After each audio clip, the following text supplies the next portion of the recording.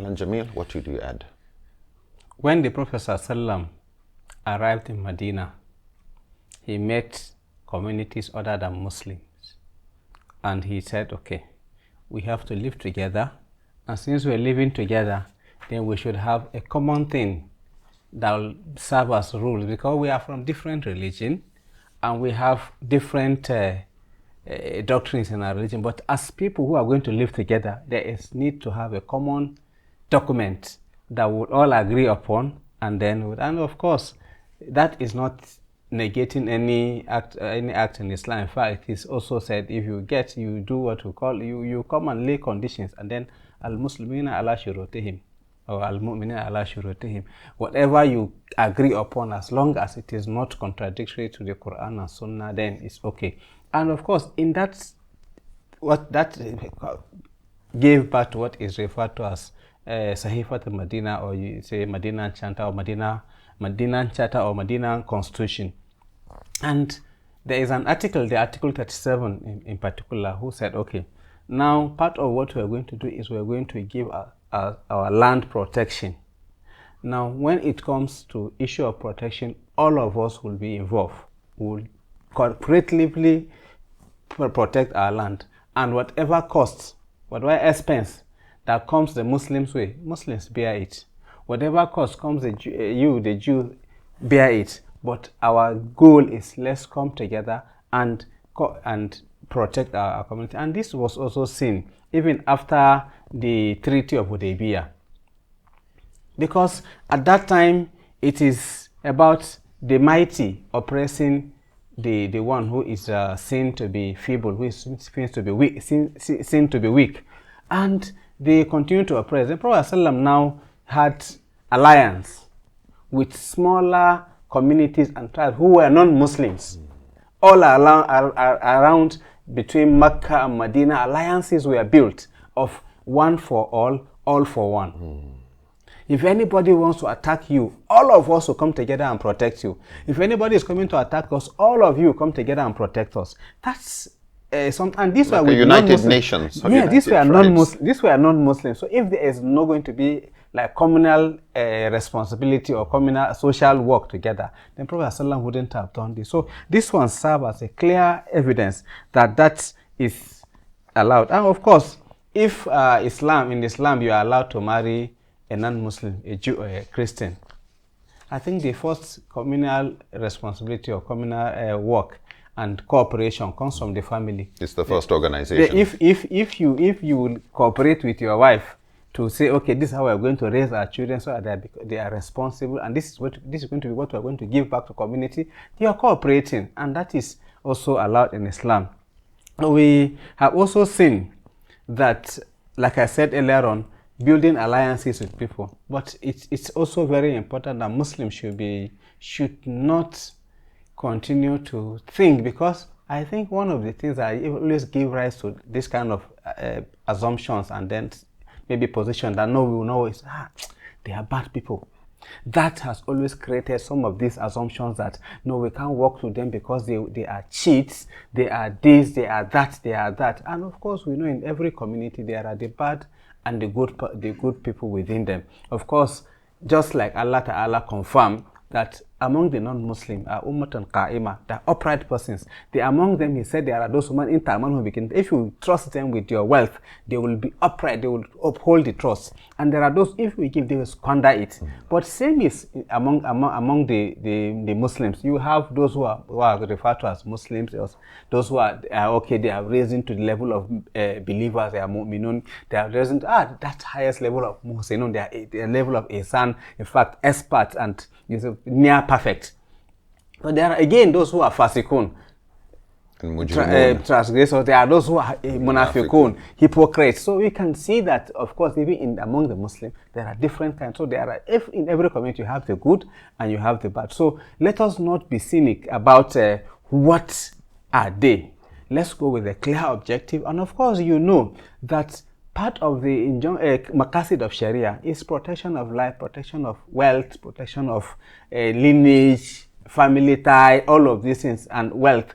If together we can cooperate and achieve this, and without undermining any Islamic injunction, the better for us, because that is what Islam is, our promotion of good and trying to block all evil. So as long as this cooperation will lead, like we'll come together and work to promote health of our community, we'll come together to promote security, we'll come together to promote trade where people can be economically buoyant and then they don't have to beg, and all of these things are not against Islam. So we should be very, very careful when we say we cannot relate or we cannot do transaction or social work with a non-Muslim. It is not true.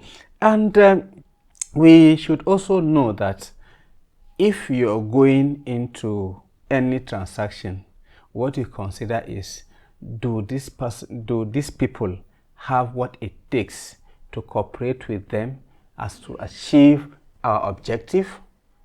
If they have, then do it on terms and conditions. You have a guiding principle, so that both of you are on check, they are on check. So it is not about just saying no, we will not deal because they are this. No. Islam did not say that, and that is not the practice of our predecessors who have worked with those who are non-Muslim to improve the better. Of course, Hilful Fudul, Al Ibrahim mentioned, is a clear example. And Prophet ﷺ will say, if that were to come again, I will still join. Where in fact Abu Jahl in one narration was saying that when that organization was there, because he is someone that if he takes anything from you in form of loan, he doesn't pay back. But he said the day Muhammad stood before me and said, you are owing so a person, I have come to, he said he felt as if it was a lion that was about devouring. That he doesn't know when he went in and brought out the money and paid that person. That's social justice that Muhammad has organized, and then has joined the organization, and they have promoted within the community. So Allahu Alam, this is the much I'll say here. I think the beauty of the Hilful Fudul was also the fact that it was done in Mecca, started before the prophethood of the Prophet ﷺ. It was what today we would call a human rights organization. It was an advocacy group that protected the rights of those who came from outside. So it was concerned, it wasn't tribal. It wasn't just concerned about we and our people, but also those people who came for pilgrimage and business to Mecca, whose rights had been violated or stepped on or denied. And the alliance of virtue, as it is called, was not just done by the Prophet, but even towards the end of his life later in Medina, the fact that he said if such a group was to come up again, he would support them, he would be a member, as an encouragement for Muslims that this is not something that was done, but also encouraged to be part of organizations that are enjoining right and forbidding wrong. I think it's worthy of note that even though in a sense there was a tragedy, that the person who killed the second caliph, Umar, was a Zoroastrian who worked in the Muslim government in the area of the armory. So the fact that Umar had no problem with a person, other caliphs were killed by Muslims, so it's not as if because he killed, therefore, no more employment, as we find in the area of the Prophet eating food of Ahl al-Kitab. The fact that it was poisoned, okay, but you also have Muslims who poison other Muslims. But the key point being that the early Muslims had no problem with working with both within the government, within various organizations, and I think when we come to the question of cooperation in military and defense areas, we would look more closely at this topic. I would like us to move on general advice, Alan Jamil, that you would give to Muslims who want to work with people of other faiths in social work, environment, healthcare, human rights, any of these type of areas. What advice would you give for those Muslims or Islamic organizations that want to collaborate with people of other faiths or secular organizations when it comes to this kind of common good? A very basic principle or a verse that we should always put around our mind and behind our mind should be that Allah Ta'ala has enjoined us to do ta'awun, cooperation, alal birri, on something that is good, and we should also avoid cooperating on things that are vice and evil. So this should be the first thing that we're going to look at. So what I'm going to do, is it going to promote common good, or is it going to cause harm? If it's going to promote common good, then that is what Sharia is about, and that's part of the higher intent of the Sharia. So you should do that. Also, let us understand that we are living in not a monoculture or mono-religious society. We are living in multi-religious society, community. So there is a need that we come together and see where is it that we share common issues that needed to be addressed. Then let's address them. Let's come together. Like you have a bad road leading to your community. You should come together and say, oh, the government has not been able to fix it. But what can we do as a community to alleviate our suffering? All of us, the road that is not more than 2 kilometers into our community, but we spend like 30 or 1 hour before 30 minutes or 1 hour before we get to our place. What can we do to alleviate this? So we look at what are those those that are common challenges with us, and then we look. We also need to carry out what we call advocacy or sensitization about things that affect us within our community. This again, we can engage in, like if we have any health issue that be like environmental pollution and the rest, you need to just come together and say, oh, how can we maybe dedicate a day? This day within the month is going to be a day that all of us will not go to our workplaces. We will come together to clean the gutters, clean our rubbish, the rubbish we have all around, and all of this. That would help us clearly, very critically. We should also be careful and be selective about what are those things. This area of those things, the early warning signs for conflict. We should look at them because these are the things that promote greater good. If you are able to nip them on the board, then they promote greater good. So you can have like a committee or a group that will be concerned with, no, the temperature is rising already. What is the cause? Then you quickly remove the cause. It's like somebody, ordinarily your body temperature is rising. You say, no problem. But there is problem. Something is causing, say, let me just sleep a bit. It will go down. It will never go down, because you have to find out what really is it that you're affected by malaria or it's stress and all of this. So once that is added, there should be people who are dedicated, or group of persons who have this as part of what they do, and you can promote other goodness. But all of this should be premised on cooperating to promote common good, or cooperating to remove common harm, not about trying to be like segregational. We want to do something that will affect the other persons badly, or no, that should not be. So these are some pieces of advice that we should note when we're trying to cooperate with those who are not Muslims. Okay, Mal Ibrahim, what would you add? Yeah, aside from the verse he cited that Allah said, "Ta'awanu 'alal birri wa taqwa," that cooperate in doing good and piety. Allah also told us that as Muslims, kuntu khaira ummatin ukhrijat linnas. You are the best sort of people that ever evolved for mankind. And Allah gave the reasons why. He said, ta'muruna bil ma'ruf, you enjoying what is good, wa tanhauna 'anil munkar, and you forbid what is bad. So it means Muslims should take responsibility of leading a positive change. Whatever affects the community as a whole, Muslims should be at the forefront. And they cannot do that without getting the cooperation of others. So most of the problems he mentioned and a number of others affect us all across the board. Poverty, poor governance, insecurity, poor health care systems, and all of this. Muslims and non-Muslims can come together and solve these together. However, Muslims should know that we already have a guide, operational principle on these issues, which is number one, Islam is a religion that has a direction. So most of the cooperation or whatever we're coming to do with others should be guided by our ethics. What are the higher intents of Islam? Higher intents of Islam are for common good of everybody, if you outline them. Protection of life and religion, protection of property, where you're talking of peace and security, all of this. Number two, when seeking cooperation of others, we should consult within ourselves and even the people we are going to cooperate with.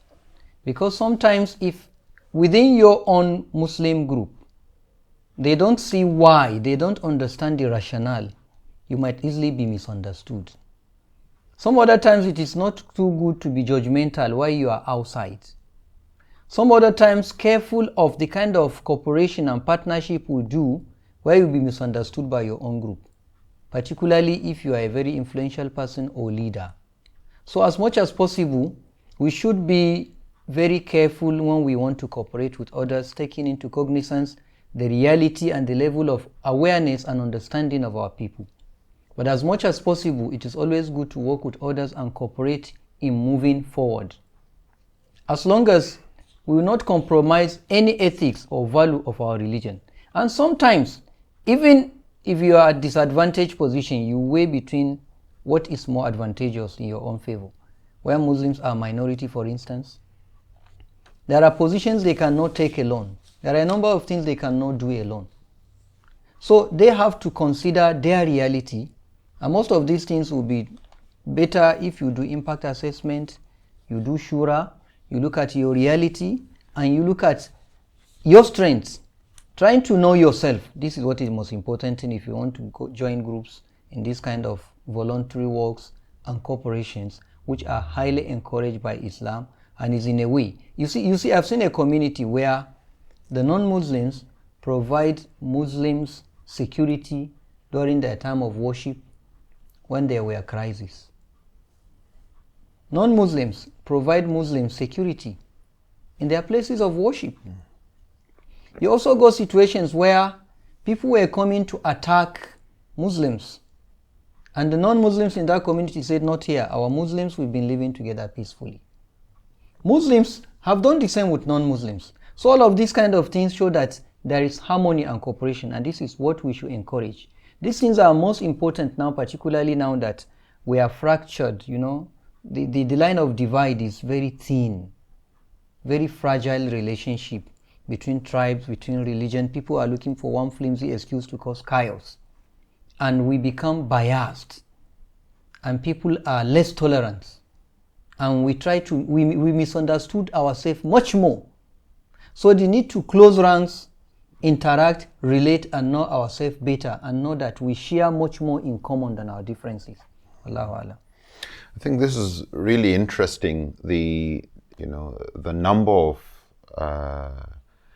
considerations and the context also that we have. That we have a lot of challenges, as the Prophet ﷺ and the early Muslim communities had, but which they felt an interfaith approach was actually more effective. And as we will come to see in another episode, where, as you were citing earlier, the Sahifa or the Charter of Medina, which is viewed as one of the first constitutions, if we call it that, at least in a basic form, set out the kind of collaboration on issues to do with defense of the state. In fact, one of the rules in Islamic jurisprudence is that if non-Muslims who are wealthy prefer not to join the army in defending the community, they pay jizya. They pay a tax for being exempted. If, however, they agree they are going to join, then they don't pay that tax, which some may view as an incentive of collaboration in a very strategic and sensitive area of security. Sure. So if they can cooperate on the level of security, they can cooperate on the level of family, they can cooperate in business, which affects so many other things. Apart from the fact that it happens when it comes to this issue of what is the sunnah? This is the sunnah. That's how it was. To say it is not permissible is the anomaly. Having said that, I think the need to also recognize that some Muslim communities have had bad experiences with some of the non-Muslims and vice versa. Sure. And for us also not to stereotype that because in our community we are not very trusting, therefore you shouldn't trust your own, when your own experience could be completely different. To also not give up on bridge building. Just because one leadership of, say, Christians in Nigeria was very hostile and Islamophobic, it doesn't mean you give up on them as if they are all the same. The Quran keeps reminding us, Laysu sawa, they are not all the same. And so in many countries, leaders change and you don't give up on what is the sunnah. And the sunnah has been to build bridges, to collaborate. In other words, to always move to what is in the best interest, and not to get too cynical, too negative, just because of our past experience or the experiences of others, to look at situations on a case-by-case basis. I'd like to end there, just reminding us of a maxim that usually comes up in social work, which says nothing about us without us. Yeah, nothing about us without us. Nothing about the physically challenged without the physically challenged being there at the table. Nothing about women without women being there at the table. Nothing about youth without youth being there. So when it comes to interfaith bridge building, how do we move forward? Nothing about interfaith without interfaith dialogues. You know, unless you speak with people of other faiths, how do we move forward? Find good ones among them who care and protect ourselves both from our own hypocrites and their own hypocrites. To recognize we have those among us who want to sabotage these efforts, they want to burn bridges that are being built, and they have similar ones there. So the need to really collaborate in protecting ourselves from the extremists on each side. Thank you very much for your discussion and thoughts. Jazakumullahu khairan. Until next time, Assalamu alaikum wa rahmatullahi ta'ala wa barakatuh.